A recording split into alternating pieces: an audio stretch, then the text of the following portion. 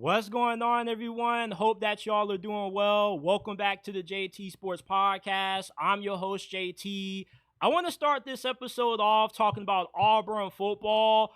Auburn fans are disgusted with Hugh Freeze right now. He recently did an interview where the topic was brought up about the amount of pressure he felt he was under and what his expectations were entering his third season as Auburn's head coach. And he said, "I'm not a fool. I think we've got to go to a bowl game." And for a program that has the amount of resources that Auburn has to invest into recruiting and the transfer portal, you expect for the goals to be a lot higher than at least trying to go 6-6 and making it to the Birmingham Bowl, because that's the bare minimum.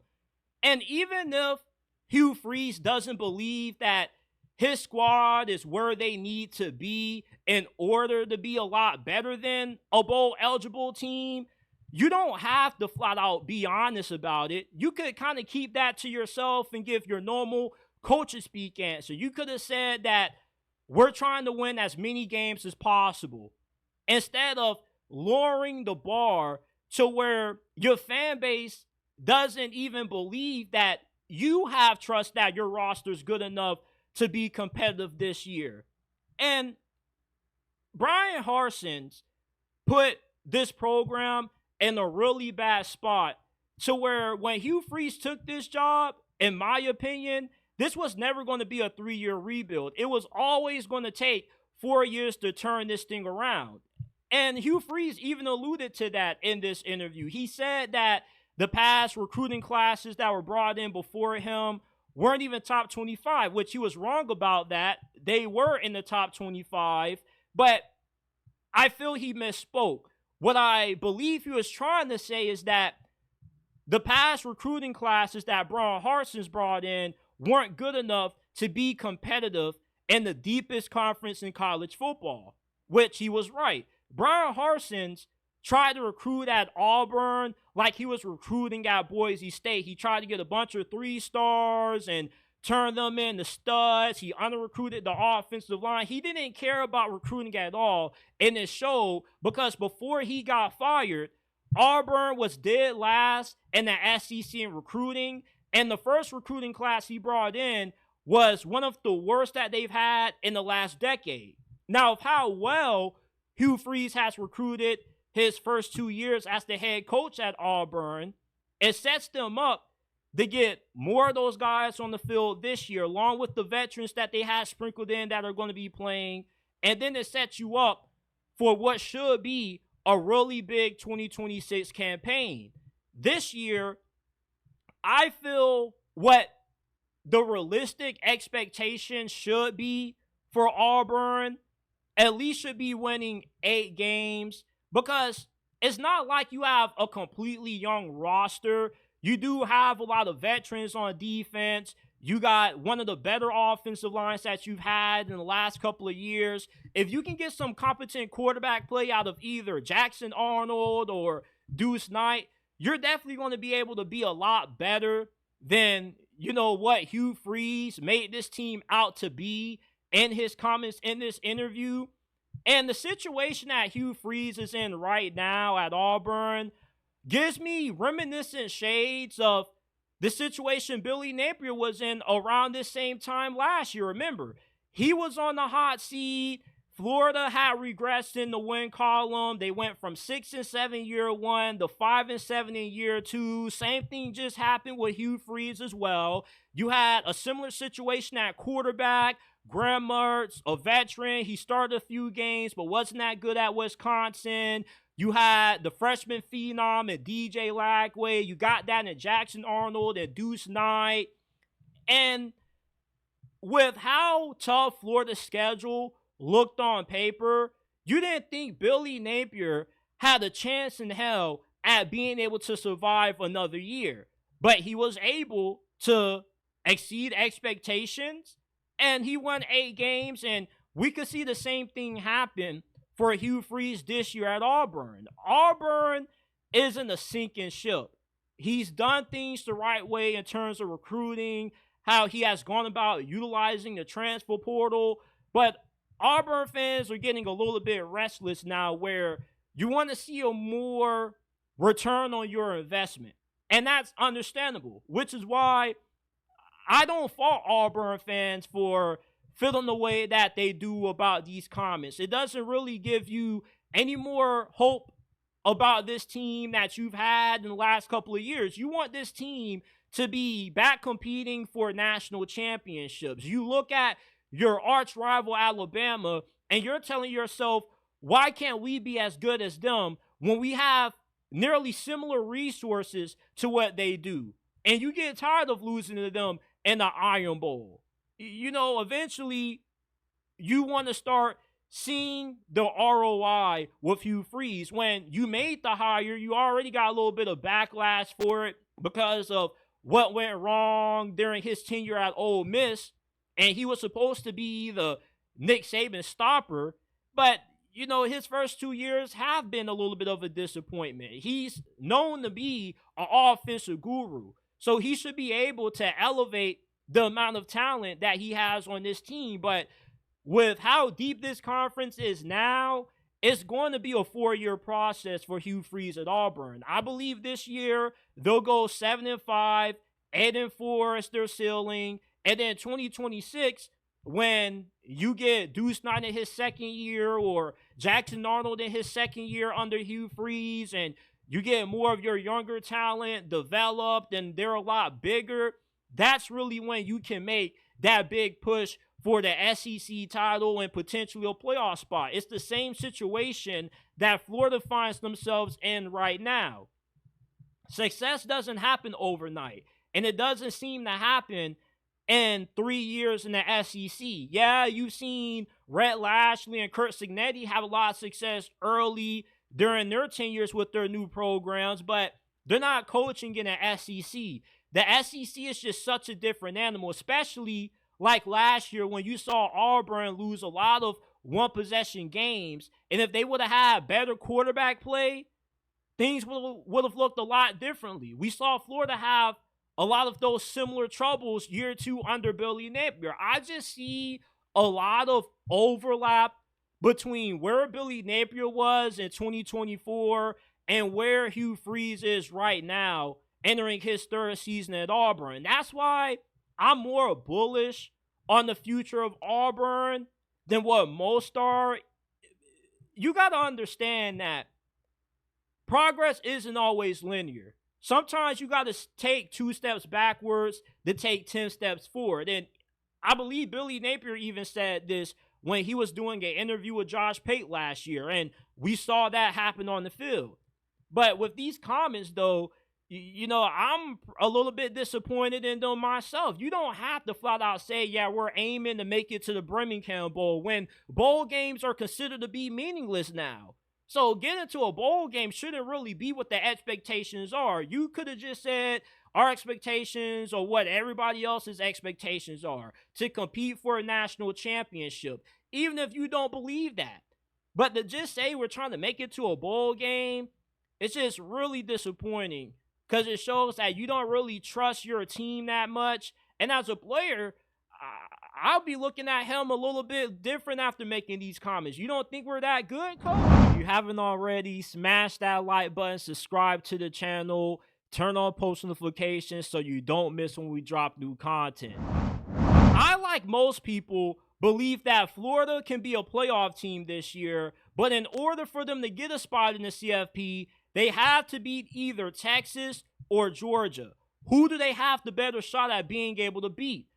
I go Georgia because I believe Florida is closing the gap between themselves and the Georgia Bulldogs. The recruiting is trending up.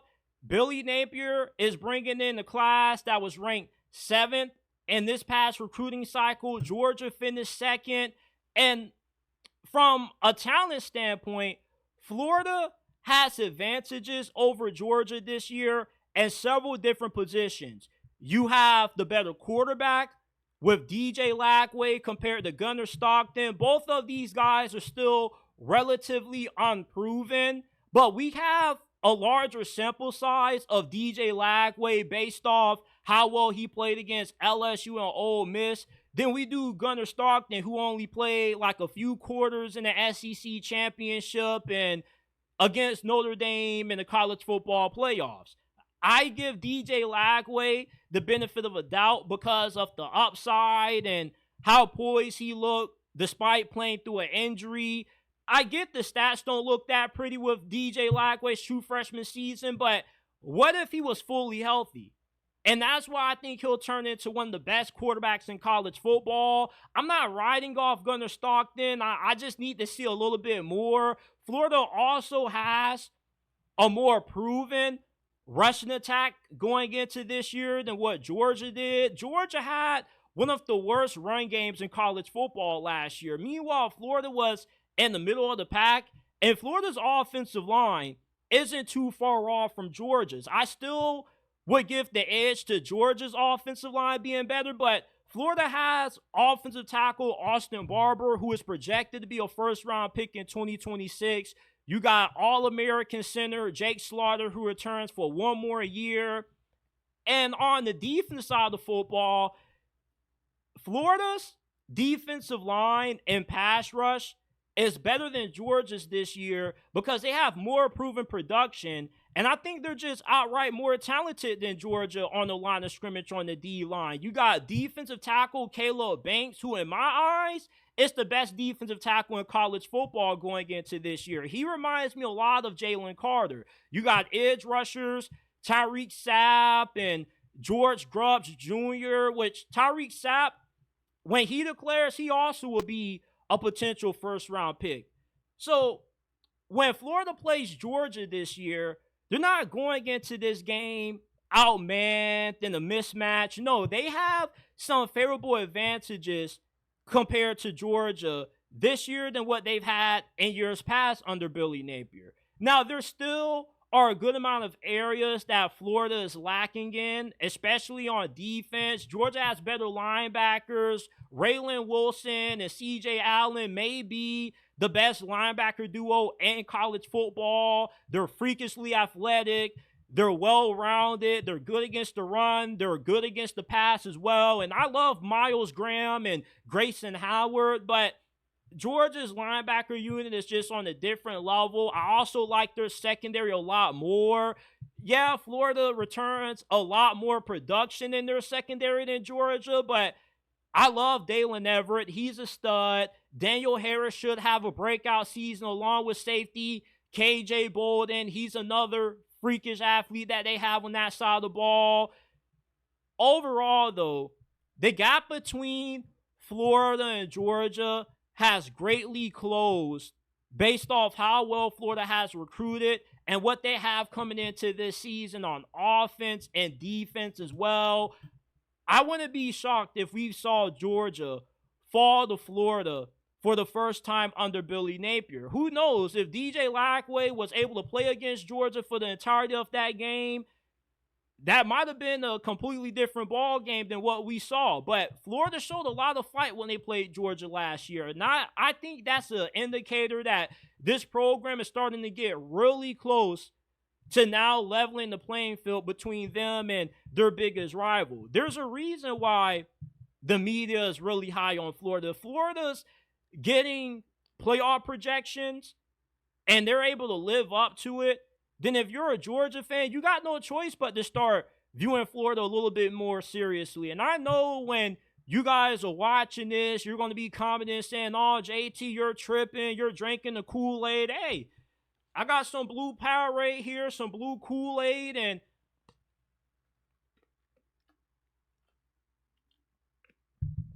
I'm drinking a lot of that Florida Kool-Aid this year because this is the best team that Billy Napier has had up to this point.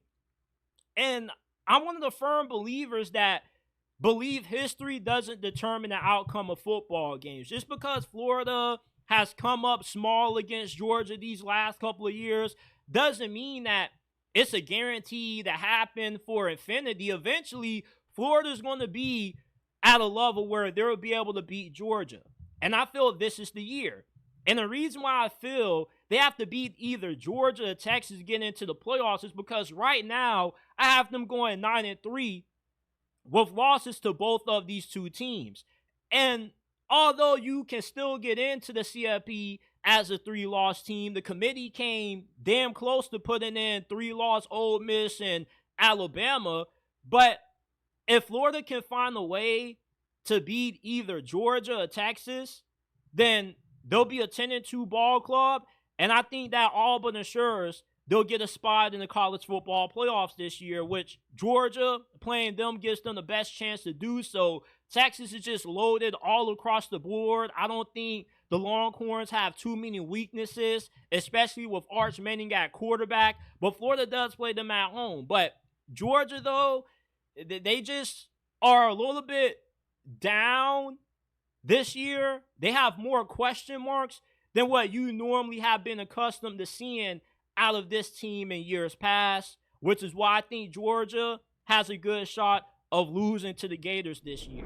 Jim Harbaugh, in my opinion, is the best football coach of the past decade. Not in terms of college football or the NFL, just overall, in terms of being able to win everywhere he goes, from leading the San Francisco 49ers to 3 straight conference championship games and a Super Bowl appearance, to going back to Michigan, leading them to a national championship. The guy just knows how to win. And I don't think Michigan will ever recover from losing Jim Harbaugh. What gets overlooked about Jim Harbaugh during his time in Michigan was how elite he was at player development. He had 11 recruits that he got out of high school that became first-round draft picks. That was more first-round picks than Michigan had before he took this job in 2015, which they only had 4 since 2007 to 2015. Michigan also had a record high 13 players drafted in the 2023 NFL draft. Jim Harbaugh also developed numerous 3-star recruits like Kwity Paye, cornerback DJ Turner, and Mike Sanderstill, and the high draft picks as well. The impact that Jim Harbaugh had on Michigan football is going to be difficult to replicate. And he also took some of the better assistant coaches with him to the NFL as well. And Sharon Moore, there were significant concerns about his ability to lead this program prior to their last few games of the season, when they upset Ohio State and they were able to beat Alabama in that bowl game. I feel those 2 games alone greatly shifted the perception about Sharon Moore, but I still have a lot of question marks about him. I don't know if he's as good developing talent as what Jim Harbaugh was. Jim Harbaugh is one of those once-in-a-generation kind of coaches. When he leaves, you're just not going to be able to replace him easily. You're going to have to find somebody that actually has the ability to develop players at the level that he was able to. In Michigan, their recruiting has gotten a lot better under Sharon Moore. They're investing a lot more NIL money. But just because you have a roster full of 5- and 4-star recruits just doesn't guarantee that you're going to have that same level of success. And even for Jim Harbaugh, when he first got to Michigan for his first couple of years, he had a hard time getting over that wall, coming up short against Ohio State. Yeah, we talk about Ohio State losing 4 straight to Michigan, but there was a time when Michigan was going on a losing streak to Ohio State. Let's not forget about that. And when Urban Meyer stepped down and Ryan Day took over, that's when the table started to turn. But I just can't see Michigan ever getting back to that national championship level with Sharon Moore that they were with Jim Harbaugh. And I'm wondering when Michigan is going to build a statue of Jim Harbaugh, because he does deserve one. He's one of the best coaches, if not the best coach that this program has had. I remember Michigan more as a meme when they had that dude, Devin Gardner, number 98 at quarterback, and you had that one good season with Denard Robinson. And outside of that, I don't really know too much about what Michigan football was until Jim Harbaugh came around. And you look at what he did in his first season with the Los Angeles Chargers, he led them to the playoffs. They were not expected to be a playoff team this year. The guy is an all-time great coach, and it's difficult to replace coaches that have this ability to not just win everywhere they go, but to get the most out of everybody that they coach up. And that's why I just don't see it with Michigan. They're in everybody's top 25. There's optimism around Bryce Underwood, which I think he'll turn into a really good player, but I'm really not sold on Sharon Moore as a head coach yet. I just can't get those first few months of football out of my brain when it comes to him. I really can't. And Jim Harbaugh has a habit of leaving places a little bit worse than where he found them. Like when he left Stanford, yeah, David Shaw had them rolling for a few years, but once those Jim Harbaugh recruiting classes started to dissipate and he had to start building his own classes up from recruiting, you saw how Stanford quickly started to fall off when Jim Harbaugh left. And I think we can see the same thing happen with Michigan. I don't see Sharon Moore being as good developing talent as what Jim Harbaugh was. And in my opinion, I feel Michigan wanted Jesse Minter to be the head coach, but they just went with Sharon Moore because Minter opted to follow Harbaugh for the NFL with hopes of giving a head coaching job at that level, which is understandable because there's less that you have to deal with. You don't have to worry about the transfer portal and NIL. Everything is more straightforward in the NFL. It's more organized. It's more structured. But you guys sound off in the comment section. Do you guys think that Michigan is ever going to be able to reach the same level of success under Sharon Moore that they did with Jim Harbaugh? Because I don't see it happening. Last year, I dropped a controversial segment about how I believe Kalen DeBoer was Nick Saban reincarnated.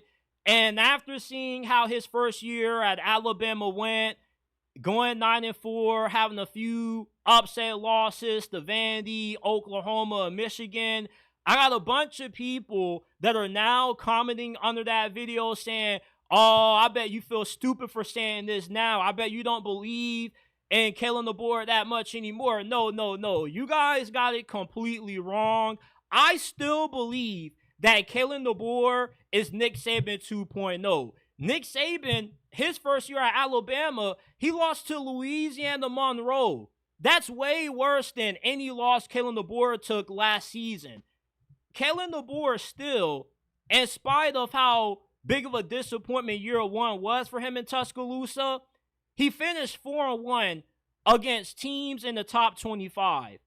And over the last 3 years, he has the second most wins against ranked teams. He's 15-2.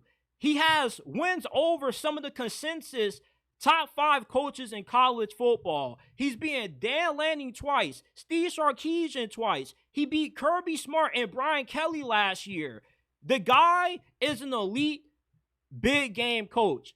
Anytime you go into a big game, Kalen DeBoer is always going to have Alabama ready to play. He showed that last year. He also showed that he's an elite recruiter when you had all of the Southern folks saying, oh, this West Coast guy ain't going to be able to recruit the South. Well, all Kalen DeBoer did was get the best quarterback in Keelan Russell out of Texas. He landed 2 out of 5 of the highest rated players in the state of Florida, while also sticking to his West Coast roots and snagging 3 of the top 5 best players out of California.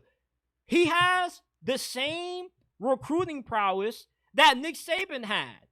And their philosophies are not too different in terms of what they value in building a championship program. They both put a strong emphasis on recruiting, player development, and building good relationships with not just the players, but the family of these players as well. And that's evident because during this spring portal cycle, Alabama hasn't had anybody hit the transfer portal. Everything that happened in year one for Kalen DeBoer was a building block and a stepping stone for something bigger in year two. If you are selling any of your Kalen DeBoer stock right now, you're making a huge mistake. Last year was the most losses that he ever had in his whole entire coaching career, even going back to NAIA. I'm not saying that Kalen DeBoer is Nick Saban reincarnated for clicks. I promise you, there are a bunch of other different things that I could do if I was chasing views. I really believe that there was no better coach to replace Nick Saban but Kalen DeBoer. At Washington, he led that team to the national championship despite having a roster that, from a talent standpoint, wasn't even top 15 in America. He resurrected Michael Penix's career. Before he got to Washington, Jimmy Lake damn near ran that program into the ground. He did more than what Chris Peterson did in his time at Washington in only the span of 2 years. You are foolish to sell any stock in Alabama right now. I feel the team they have coming back this year is one of the 5 best in America from a talent standpoint. You are loaded on offense. Ty Simpson should be an upgrade from Jalen Milroe at quarterback because it won't be a struggle for him to complete the forward pass like it seemed to be at times with Jalen Milroe. You got arguably the best receiving trio in the country. You have what should be a top 5 defense with how loaded you are in the front 7, how stacked your secondary is with Dermontti Jackson and Xavier Brown, who was one of the best freshmen in all of college football last year. Kalen DeBoer had some growing pains at Alabama last season. And Nick Saban, he didn't say that Alabama was going to be that good last year. And he said that it was going to be a little bit tough making that transition.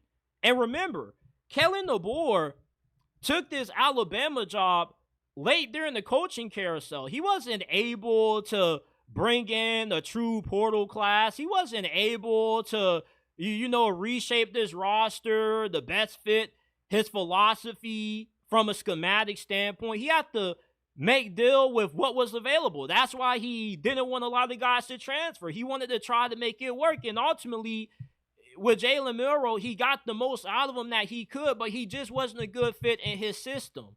And a lot of the players that transferred out during the winter, that they really just weren't a good fit in this scheme. The players that are meant to be here are still here at Alabama. I believe in Kalen DeBoer, and I believe that Alabama once again struck gold with another hiring of an all-time great head coach. And Alabama, when you look at the history of this program, they normally get it right when it comes to head coaches. They don't really miss too often. Ever since the start of football's existence from 1901, they had winning football coaches.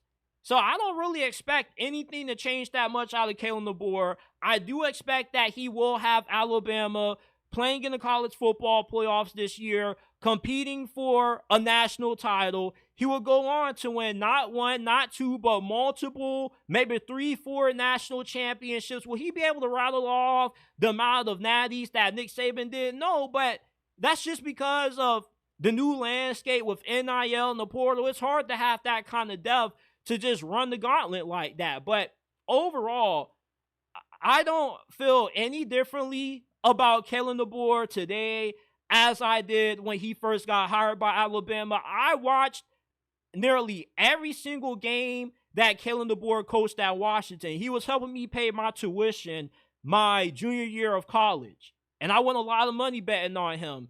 And that's why I have so much confidence that he's going to end up getting it right this year at Alabama. I'm not selling any stock on him. I'm sorry. Will Howard was really good for Ohio State last year, especially during the playoff run en route to winning the national title. But I expect for Julian Sayin to be an upgrade at quarterback for Ohio State this year.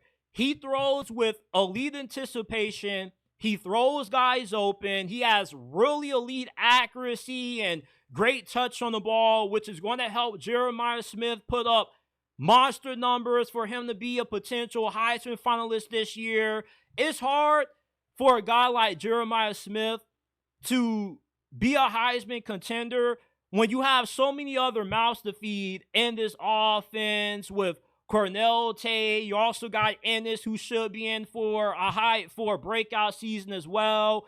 But with how natural Julian Sayin is at throwing the ball, I feel he's going to elevate this Ohio State offense to a similar level that we saw C.J. Stroud have this offense performing at a few years ago. He's not as big and physically gifted as what C.J. Stroud is, but I think he's a little bit more refined technically than what C.J. Stroud was at that point of his Ohio State career.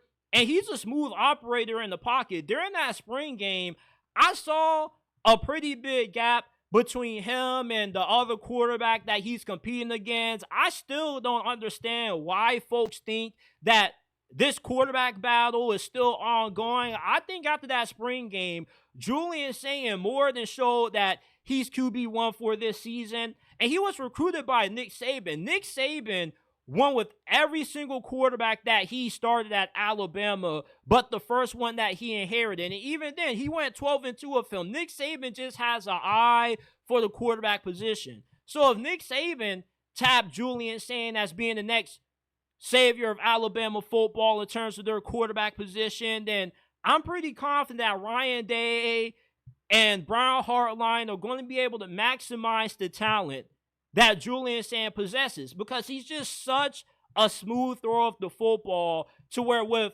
the improved offensive line that Ohio State has, because their offensive line played lights out during the CFP in spite of them being down 2 starters. So it's only right to expect this offensive line to be a strength this year.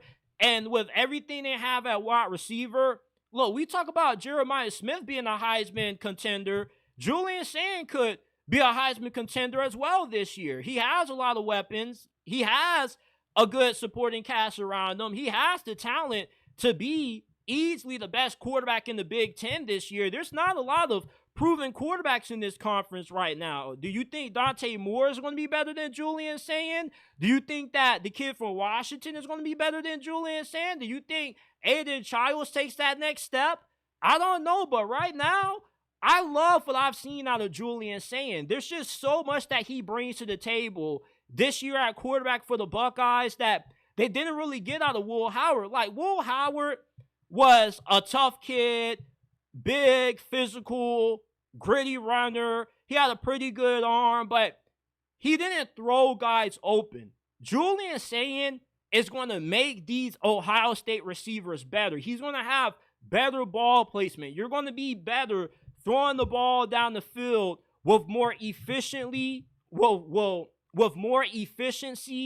and have more consistency doing so. Ohio State, they kind of ran the football a little bit more with Will Howard because they kind of knew that he had some limitations on him.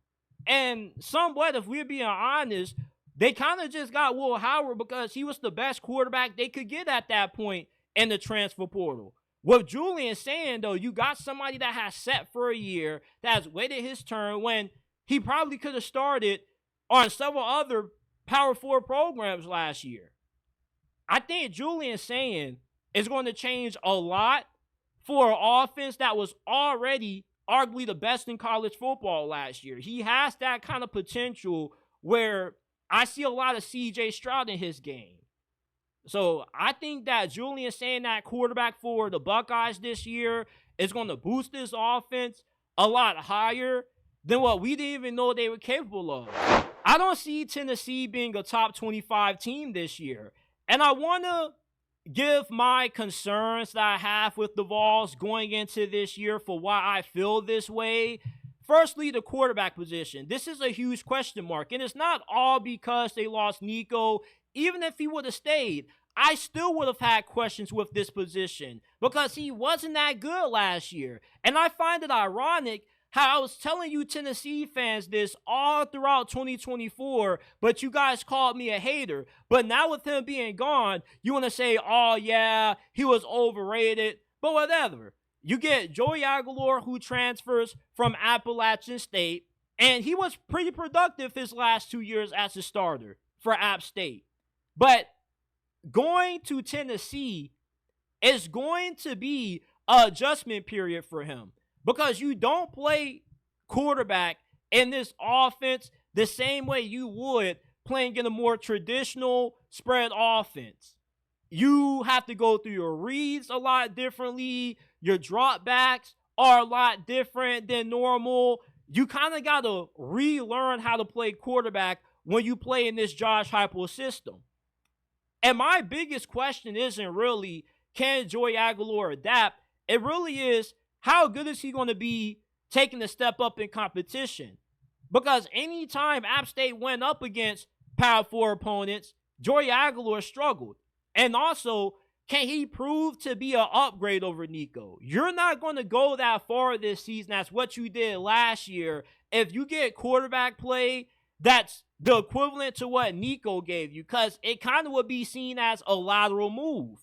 And my other concerns with this offense is you lose 4 out of 5 starters off your offensive line from last year. You lost 3 of your top receivers, Deontay Thornton, Bro McCoy, Squirrel White.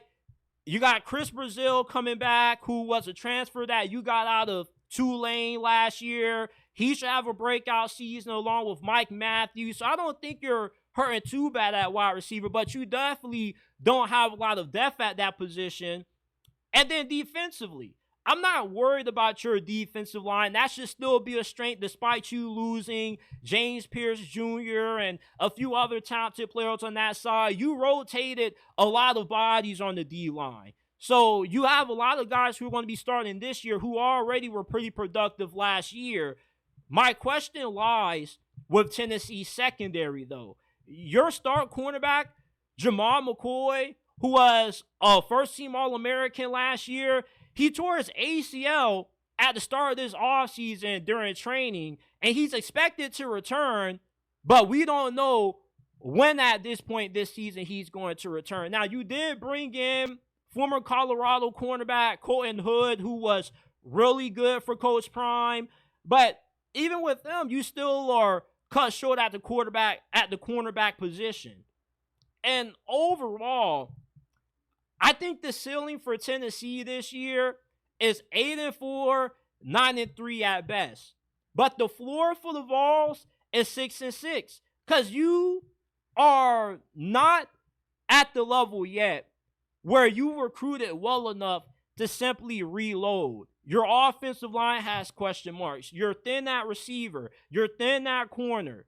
We know your ground game is going to be really good, but are you going to be able to ground and pound your way to wins over Kalen DeBoer in Alabama for a second straight season? Are you going to be able to run willy-nilly over Oklahoma now that they have competent quarterback play this year? Are you going to be able to beat Florida on the Swamp with a run-first approach, knowing how good DJ Lagway is? Hell, can you beat Syracuse week 1? That's a losable game for you if everything goes wrong this season. We know there's a strong possibility that you may not beat Georgia this year, even though you are playing them at home. There are a lot of questions that I have about Tennessee that makes me not view them as a top 25 team this year. And it's not just Tennessee that I feel this way about. I feel the same way about Ole Miss. You are not at the level yet where you can just overcome some of the losses and departures that Tennessee has had to deal with this offseason. Now, I do like a lot of the talent that you have at linebacker. That should be the strength of your defense this year outside the defensive line. I think Deshaun Bishop and Peyton Lewis are going to have breakout seasons. They were really good when they was giving Dylan Sampson a break, but Dylan Sampson was the best player on this team last year, and he carried this offense on his back. What are the chances that Deshaun Bishop and Peyton Lewis are as good as what the SEC Offensive Player of the Year was?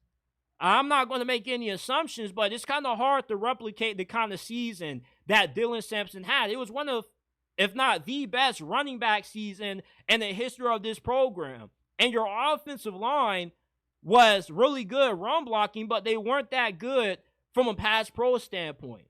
So there's just a lot of concerns that I have about Tennessee that scares me from viewing them as a top 25 team, but I could be wrong.